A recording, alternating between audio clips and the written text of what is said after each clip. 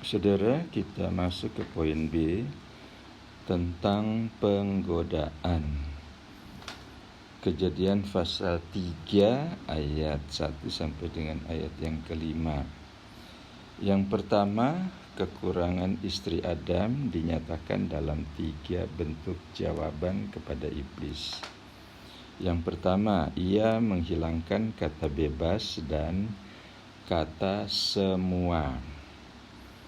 Nanti saudara perbandingkan dalam pasal 2 ayat 16 kitab Kejadian. Dengan demikian, Hawa membatasi kebaikan Allah. Poin B, Hawa menambah berat kepada larangan itu. Jangan rabah buah itu. Atau dengan kata lain, Hawa melebih-lebihkan batasan yang ditentukan Allah. Batasannya ringan, Hawa menjadikannya berat. Jadi tidak boleh makan, ditambah lagi dengan jangan raba buah itu. Yang ketiga, Hawa meringankan hukuman itu. Pastilah engkau mati. Tapi Hawa bilang, nanti kamu mati.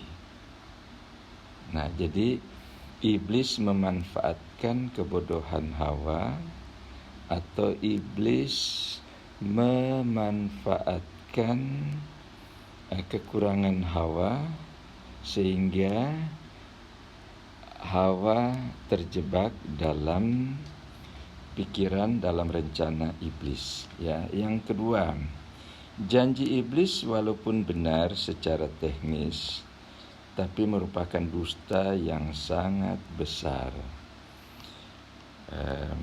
Kejadian pasal 3 ayat yang kelima. Poin A mengatakan iblis membuat istri Adam merasa bahwa Allah bukan temannya atau tidak mengasihinya, sehingga menurut iblis Allah menahan sesuatu yang dari istri Adam ini. Nah, saudara, begitu pandainya iblis untuk mengubah cara berpikir Hawa dan membalikkan cara berpikir Hawa, sehingga Hawa tidak lagi berpikir bahwa Allah itu ada temannya. Ya, atau Hawa itu tidak lagi berpikir Allah mengasihinya. Sebaliknya, perkataan iblis itu membuat Hawa berpikir bahwa Allah sudah menjadi lawan atau tidak lagi menjadi temannya dan tidak mengasihinya lagi. Sehingga menurut iblis, Allah menahan sesuatu yang dari istri Adam ini. Nah, jadi Hawanya mengerti seperti itu setelah bercakap-cakap dengan iblis. Ya. Yang poin B, iblis menawarkan berkat menjadi seperti Allah.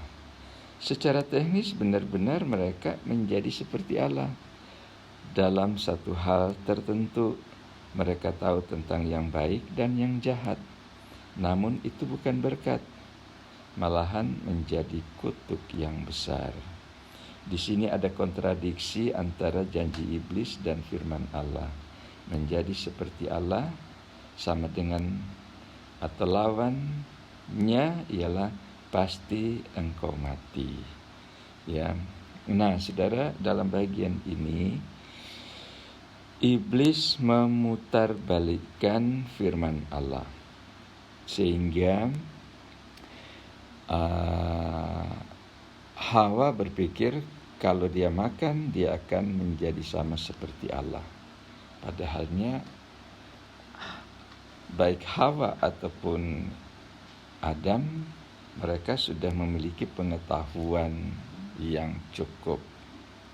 Tapi ketika memberi peluang kepada iblis, memberi peluang untuk berbicara dengan iblis, ngobrol dengan iblis, disinilah iblis memanfaatkan celah-celah yang ada pada Hawa, ya. Sehingga Hawa bukannya tambah pengetahuan yang baik dan yang jahat, malah mereka tambah pengetahuan baru. Pengetahuan barunya apa? Tahu berbuat jahat. Pengetahuan baru adalah licik. Pengetahuan baru adalah menuduh. Pengetahuan baru adalah tidak mengakui kesalahannya. Pengetahuan baru adalah menyangkal kesalahannya dan menyatakan orang oknum lain yang bersalah. Seperti ketika Tuhan bertanya kepada Adam, ya, siapa yang suruh makan buah pohon itu? Adam bilang, perempuan yang engkau menempatkan di sampingku. Ketika ditanya lagi perempuan itu, siapa yang suruh makan? Nah, perempuan itu bilang, iblis yang memperdaya aku. Jadi mereka tidak terbuka dengan dirinya sendiri. Itu pengetahuan yang baru dalam hal kejahatan. Ya, bukan dalam hal kebenaran, tapi dalam hal kejahatan. Nah, yang ketiga, perkataan iblis kepada istri Adam membalikkan kebenaran yang sesungguhnya, bahwa Allah yang benar menjadi Allah yang berdusta. Jadi iblis menempatkan dirinya sebagai Allah yang benar, dan Allah ditempatkan pada posisi iblis sebagai pendusta.